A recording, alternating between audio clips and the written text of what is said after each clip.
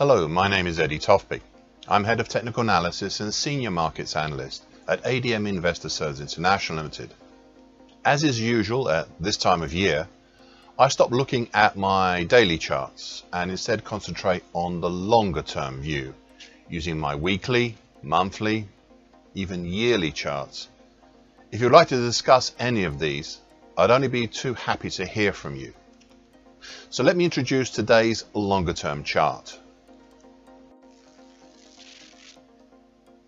Today I'll be looking longer term at cable, aka sterling against the US dollar. I've repeated the following in my annual reviews of cable for many years now, and I quote, "I've written for many years how the long-term bearish shift pitchfork from 2007 to 2014 has been running this pair," end of quote. To help, I've highlighted this pitchfork on my monthly chart in dark blue.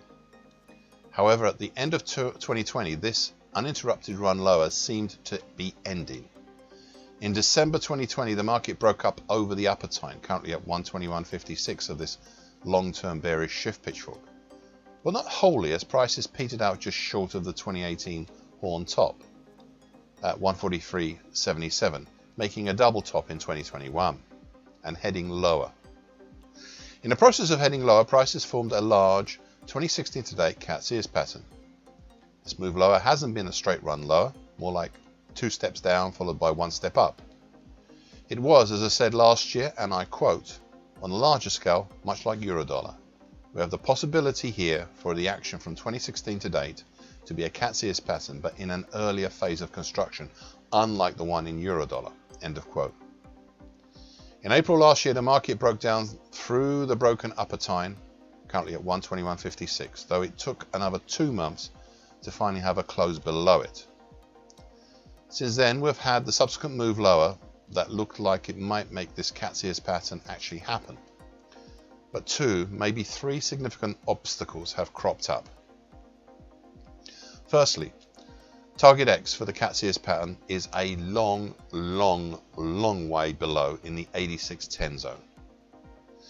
This may take more than a lifetime to reach, but it is still there.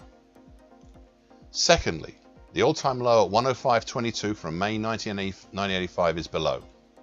This was breached back in September of last year, but the reversion was enough to send prices back up to test the upper time again.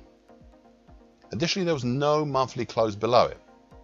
Now, I have some issues about this low, as though my charting system indicates that as the low back in 1985 was also in the market at that time, and I was also in the market, so I distinctly recall prices over the weekend when that low was formed, stretching down to the 103.25 and unofficially trading at parity. The former would tie in with the low formed in September. Finally, though this is very much a declining support, is the middle time, currently at 86.84 of the broken bearish shift pitchfork. This one is of limited use as it will slip below target X by the end of March. Thus, it all now very much depends on what happens with the final development of the V bottom. That's what we've seen in 2022.